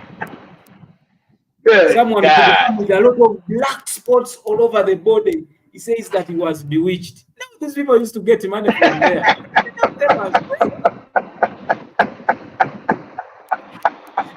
Someone's come. Oh God, the ignorance of African people, it's crazy. Someone comes when he's very slim about the disease. The disease is becoming chronic. He says, there is a woman who bewitched me. I slept with her like 3 months ago. Now the woman bewitched me after sleeping with her. A lot of Ugandan men got mad. Like even up to now, they are rich. They did fake juju to those people, and they ended up dying. Yet South Africa in Africa is a country that is considered to be at least developed. But when you look at its people, they are not developed because of the country's developed. There's the white people there, but they're not. They're kept ignorant and underdeveloped, Central. The country's considered developed, but they're not. Exactly.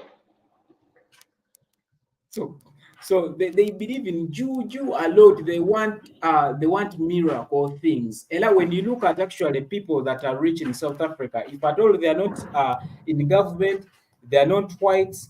These are pastors and juju people. They believe in miracles, like those fast miracles. There are a lot of fake pastors from Uganda that are residing in South Africa. All black people believe in that bullshit, Central. Not just South Africans. You go to Kenya, you go to Ghana, you go to Nigeria with that same bullshit.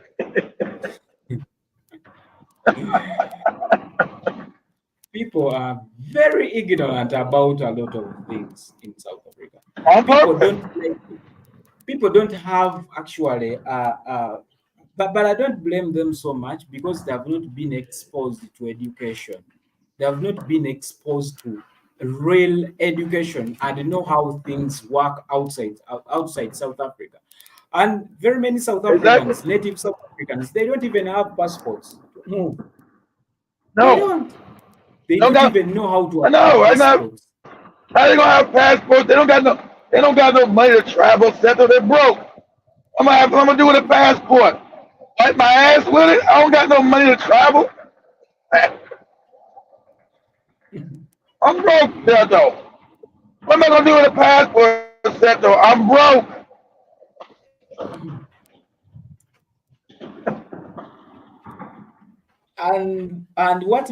What makes matters worse is like these people, they are residing in the same area. They are confined in the same area. They are not so That's right. they are not so like sparsed in different areas. They are in the same area. You grew up seeing your mother doing the same thing. The kids do the same thing. All right. They end up doing it. They don't even have motivations to go to school because they think Hell, that is I a didn't know good how to rest. thing. I don't even know how the rest of South Africa works, Seto, because I'm broke. I can't travel around the rest of South Africa. You talking about passport to leave the country? I can't even travel. I can't even travel inside the country, Seto. I'm broke.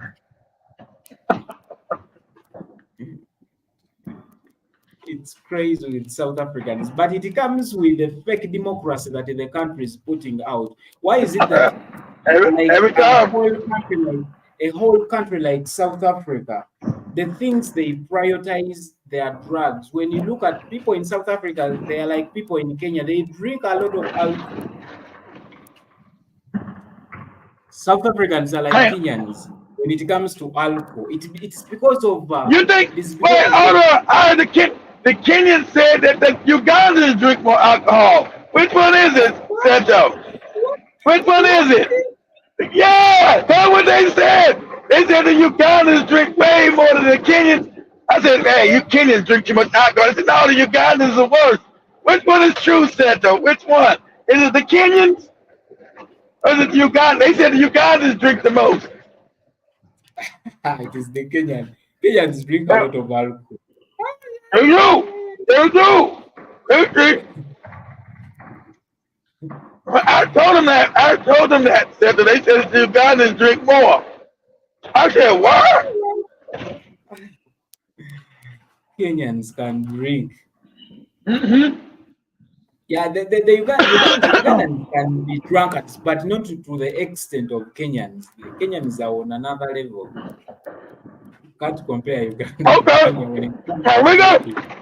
Now remember that next Tuesday we're gonna have Kenya and Uganda us all come together and talk about that. Because they told me Uganda was worse. I said, worse than Kenya? They said, yeah, Keith, you don't know. I said, man, Kenya's bad. I've never been to Uganda. I've been to Kenya's bad. They said, nah, Uganda's worse. I said, worse than Kenya? See, so even you helped me out, Seto. See, you told me something. They told me Uganda was worse. When you look at Uganda, you may find you may find you may find someone at 18 years and has never tasted alcohol. Most of the youths in Uganda, they start tasting alcohol at university when they are around 20 years, 22, 21. Okay. And Kenya. Is a different thing. Yeah, in Kenya it's a different thing. You may find someone at 16 taking alcohol. And You got that shit. You got that shit right. You got that shit right. All kind of illicit brews. You got that. to be admitted. I'm glad you said that, Seto, because they got some explaining to do. They told me Uganda was worse. I said, worse than Kenya? He said, yeah. I said, I don't know about that. I don't know. I don't know about that. It's hard to believe that. Yeah, Uganda's worse than Kenya with alcohol. I said, I don't know. Kenya's pretty bad, goddammit. I don't know about that. But thanks for correcting it for me, Seto. I'm going to tell their ass. I said, nah. Seto said, you guys are worse than Uganda. Shit. Even Seto know you guys are bad. So shit, come on.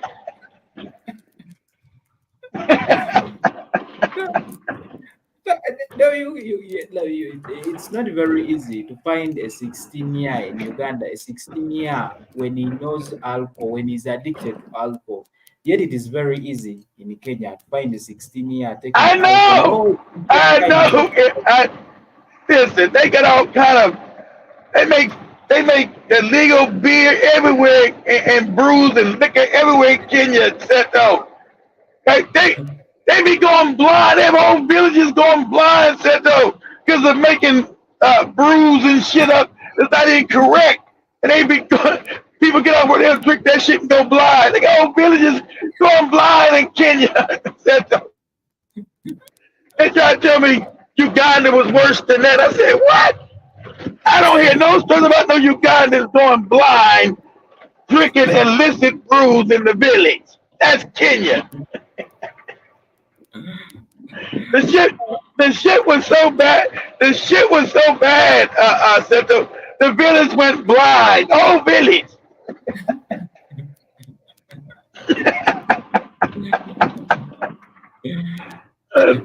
I ain't never heard that in no goddamn Uganda ever. Now Uganda's what that Demore said. No, Uganda they got these clubs. Every man sits down around the table. They get a straw and they sit there. They all drink out the same big old pot of beer or liquor. I was like, what? I said, yeah, that's in Uganda. I said, okay, but I don't hear the stories about Uganda always fucked up like Kenyans. Go ahead. No, it's not very easy for Uganda. Like very many of the youths start alcohol when they are 20s, because you even find some Ugandans when someone is having 22 years is still living with parents. Yeah. So it's not very. It's when they have the legacy for alcohol in their home, but it's not the legacy that is flowing from generations at home. But it's not very easy. Very many of them they start alcohol at university when they have got friends from different families who drink alcohol. Secondly, alcohol in Uganda it is expensive. It's expensive. Okay. Yeah, they say well you got in Uganda you guys make your own brews. And everybody sits around with a straw and drinks out the same big old bucket. I'm like, what? That's crazy. Yeah. There are some people who make their local brews here, but yeah. When the government gets you, you have to pay. You have to pay. When they get you making that brew, you have to pay.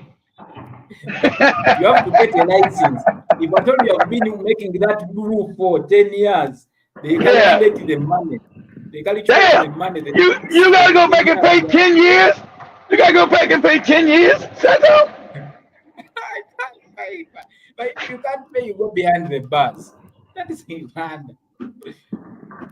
Wow, that's crazy. And they just caught me today.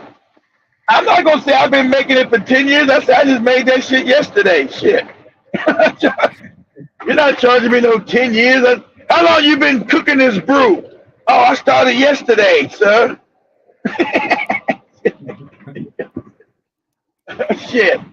I'm not saying I started no 10 years ago. You crazy? I remember education system in Uganda, we have primary, we have secondary and university. When I just completed my Form 4, secondary has two levels, the ordinary level and the advanced level. The ordinary level is for 4 years, and the ordinary level is for 2 years. So I had just completed my ordinary level for 4 years. Then I was looking for a job. Then I contacted my friend. He was working. This guy wasn't studying. He was working for a certain brewing company. It was making local liquor. And so it was sour. So they told me that you're going to go there, we work, you're going to be packing. So I was like, where is the company? Like, they told me tomorrow morning. And when I went to the place, it was a residential house. You couldn't believe that these people are making liquor inside the house. Yeah, that's what they do in Kenya. They use a residential house to hide it. That's right. When I entered this house, I did not believe actually they were making liquor in the so-called bedroom, which could have been the bedroom. It was very big. That's where they were cooking it from. Then I entered the room, like I was looking at the iron sheets, all of them, they had black, like the smoke had made the iron sheets. I was like, what's going on here?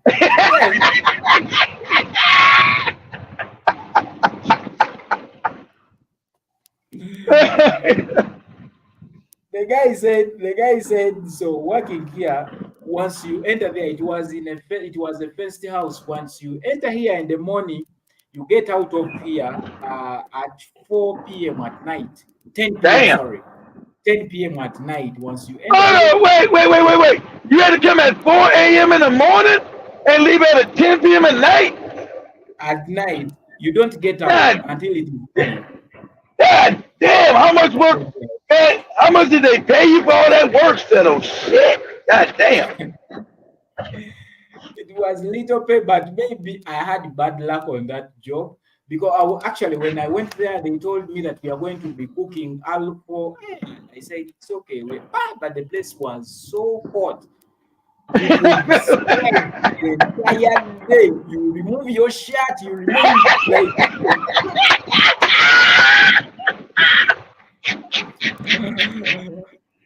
Santa was doing slave labor.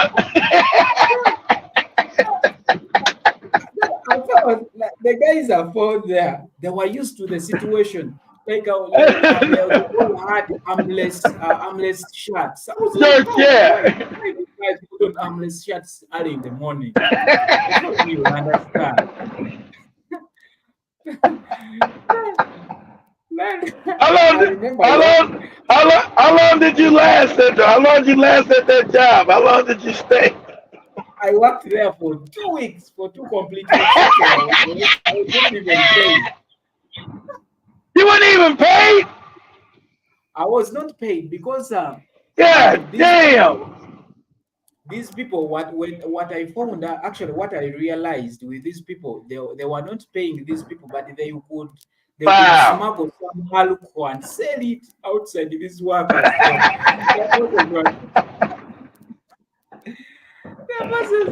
Their boss was not paying them. We packed alcohol in small polythene bags. We had a small machine. We could just seal it. There is a small machine that binds polythene bags. We pack. We hit it with the machine. That liquor had no name. They had no name. Like just get. Of course you got. It's called moonshine. You were cooking it up in a house. Of course, had no name. There was a funny guy. I told him like, what is the name of this alcohol? The guy said that it's called Carol's Girl.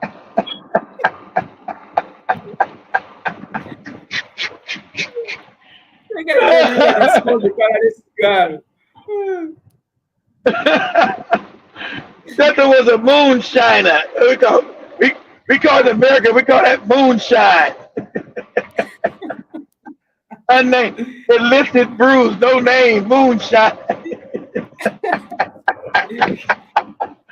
That was in it for 2 weeks, slave, and then he get paid off hot. I worked for these people. Like we worked, but what I realized with all those guys, there were 6 guys I was working with. I was the 7th. All these people had red lips. I was like, why, guys? Why do you have red lips? Then there is a guy who told me that they test hot alcohol when alcohol has not cooled down. Directly from the fire, they test it. The concentration. One of them had red lips. I was like, you have red lips.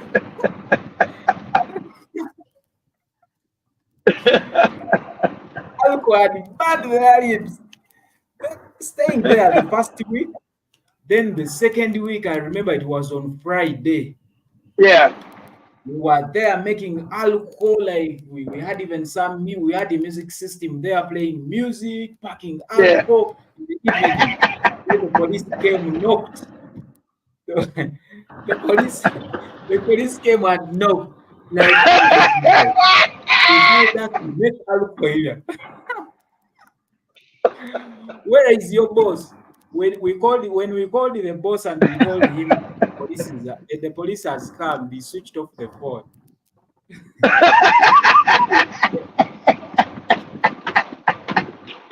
Yeah, because you know what you guys are doing was illegal. We struggled with the police. The police confiscated everything. They packed up on the police car. That was the end of your moonshine career, Seto. That's the end of your listen brewing career. Yeah, he turned off the damn phone. He knew what he's doing illegal. He don't know you. He don't know you guys. Shit, I don't know who the hell they are.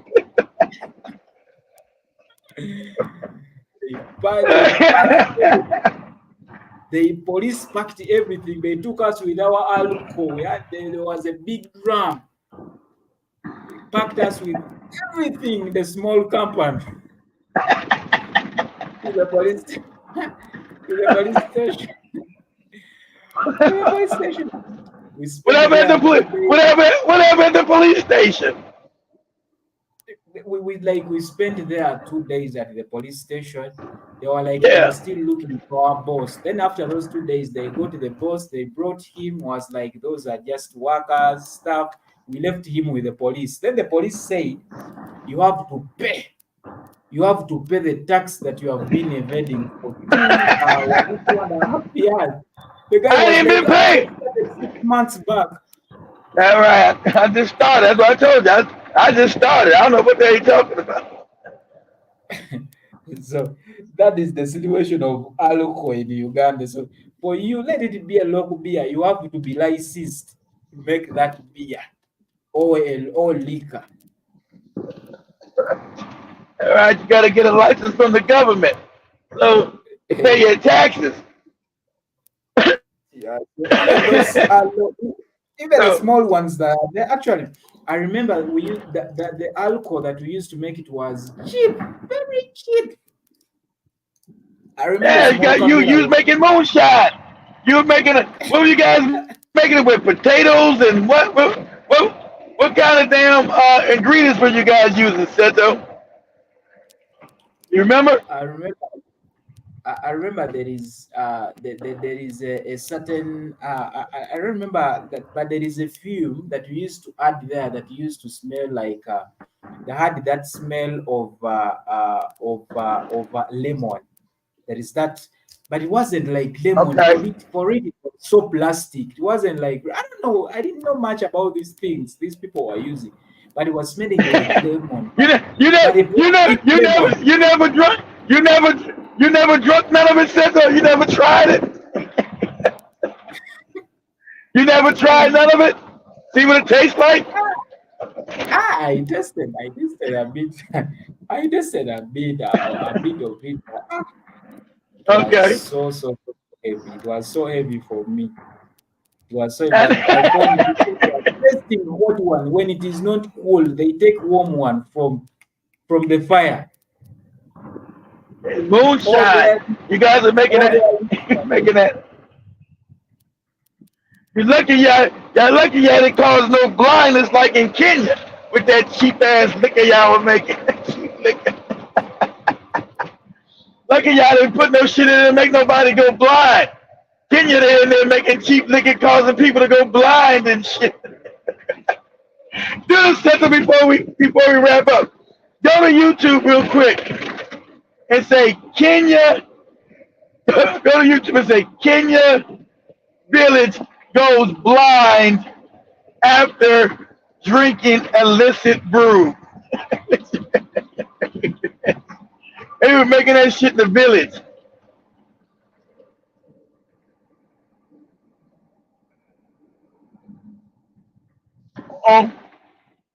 They Central froze.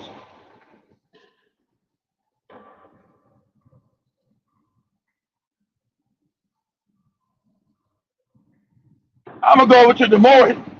Yeah, he froze. I'm gonna go with you. If we don't come back in 10 minutes, I'm gonna go over to the Morris show jibber jabber. I'm gonna dispute with the Morris said about Uganda because Central saying there's more drunks in Kenya. There's more people drinking in Kenya than has ever been in fucking Uganda. And the Morris told me it was worse in Uganda when he lived in Uganda than it is in Kenya.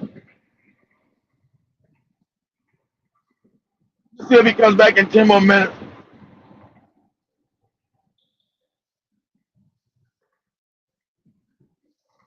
And I'm gonna go out. I'm gonna go over to the first channel and have it out with damn the Maury ass.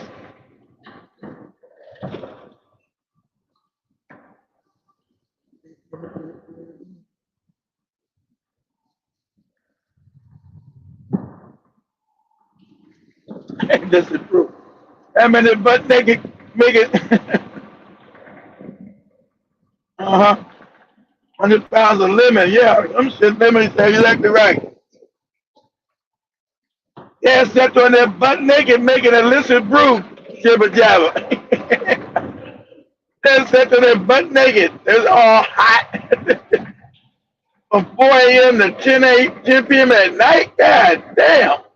That's a lot of fucking moonshine.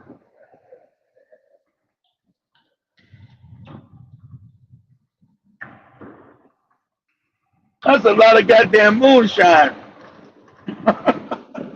4 a.m. to 10 p.m.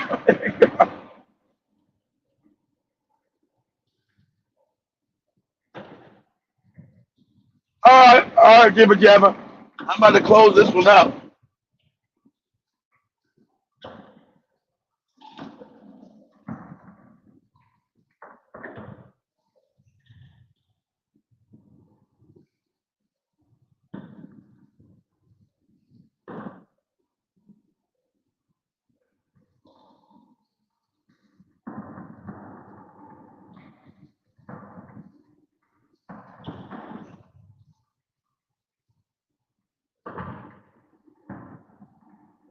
Yep.